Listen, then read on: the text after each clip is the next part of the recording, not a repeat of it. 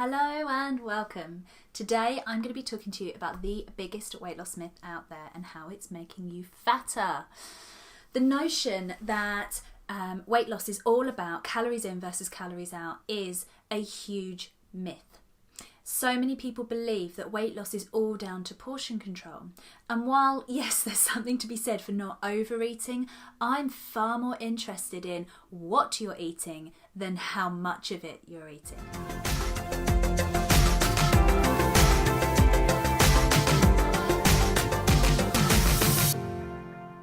If weight management really was all down to us getting an energy balance of the calories we've consumed and the calories we've used, we would have to get our calorie consumption correct to within 20 calories a day to only gain a couple of pounds over the course of 10 years.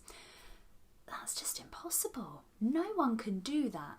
And if that were the case, we would all be fat. But we're not, are we? Some of us know people who eat hardly anything and are vastly overweight, and we all know someone who eats whatever they want, whenever they want, and they never gain a pound. Annoying, right? So, firstly, I just want to say the oversimplification of how to lose weight has got to stop. We are, that the calories in versus calories out thing is just a mathematical equation. We're human beings. We are not mathematical equations. We're not mathematical beings. We're biological beings. So we've got to apply some biology here. The other thing that I really need to say before we go any further is we need calories. We need, as women, around 2,000 calories a day. If you're pregnant, nursing, exercising, you're going to need more than that. We need calories to sustain our energy levels. We need calories to grow, to repair, to, grow our little babies, to go out there and, achieve anything in the world. You need to be nourished. You need calories, you need energy. You even need energy and calories to sleep. Did you know that? No one ever got a good night's sleep when they went to bed with a rumbling tummy, but you also need the energy in the calories to get a good, deep night's sleep. So before we go anywhere else, we need calories. Now, a lot of the weight loss advice out there, and I was browsing the NHS Choices website the other day to look at what their advice is around weight loss. And interestingly, in the UK now we're having a really big push on sugar. The NHS have and the government are releasing lots of information on how to reduce the sugar intake because they've suddenly realised there's this big link between sugar and obesity and a whole range of other health problems. And that's fantastic because, cutting down on our sugar intake is really key. But if you didn't know any better, you'd be absolutely forgiven for believing the reason we need to cut down on sugar is because of calories. But interestingly, sugar doesn't have any calories. What it does, sugar has around 380 odd calories per 100 grams, whereas fat has more like 900 calories per 100 grams, and that's why fat has always had a bit of a bad reputation.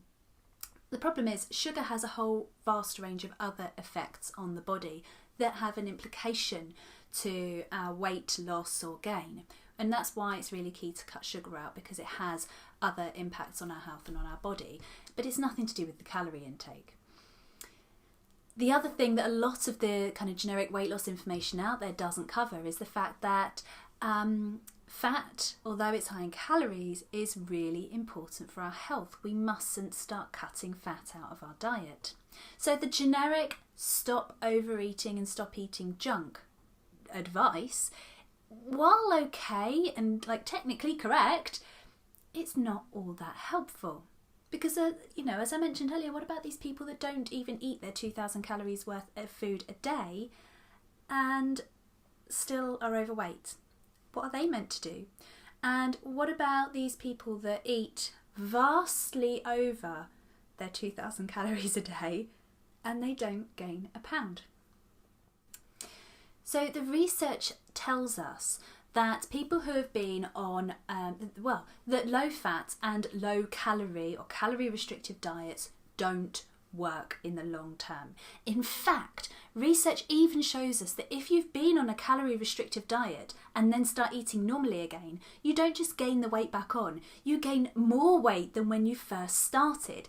And that's all down to something called adaptive thermogenesis, and it's absolutely worth Googling if you're interested in this kind of thing. We've seen it a lot in ex-prisoners of war or people that have grown up around poverty and famine, that they've become obese when they've eventually had access to food.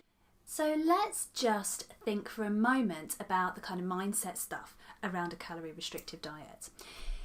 If you start every diet thinking that you've got to cut stuff out and you shouldn't be doing this and shouldn't be doing that, it's not going to be an enjoyable process. You're going to be living for treat day and living for the moment when you can cheat, because you're going to feel starved and deprived. And you know what happens when you're feeling chronically starved and deprived and miserable? You're going to end up going headlong into a chocolate cake or a big plate of chips or, well, whatever your vice is.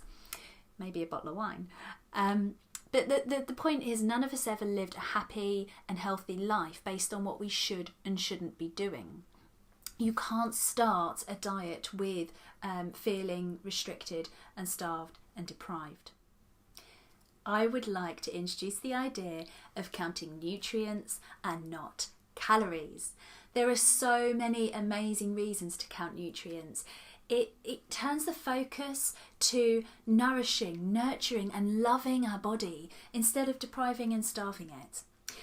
It makes you more energized, stronger, happier, and actually there's some amazing neuroscience stuff that shows that eating more vegetables actually do make you happier. And you know what? You're going to feel great. You're going to feel really good. And when you feel good, you'll be motivated. When you're motivated, you'll be able to take positive action. You'll be far more inspired to go down the gym or to take the dog out for an extra walk. You know, when you are focusing on nourishing your body, you're not counting down the days to the next treat day. You're not hating every moment of your diet. Your blood sugar levels are more stable. You're not going to, you're not going to crash and start craving foods in the middle of the afternoon to give you that quick release energy. The right nutrients are going to be nurturing your microbiome and the tiny gut bacteria that are helping you to lose weight and helping you to boost your immune system and stopping you feeling bloated. And also they play a really key role in producing things like vitamin B12 that you might not be getting too much of through your diet. When you start making your calories count instead of counting your calories, you'll start to naturally lose weight because you're not feeling deprived and you're not feeling hungry. You'll naturally lose weight and you will safely lose weight. So I would love to hear from you. I'd like to know, have you tried a calorie restrictive diet? How did you feel when you were on that calorie restrictive diet? And did you manage to get long-term sustainable weight loss? Or do you need to find a slightly better way? Please comment below and tell me what your experiences are of calorie restrictive diets.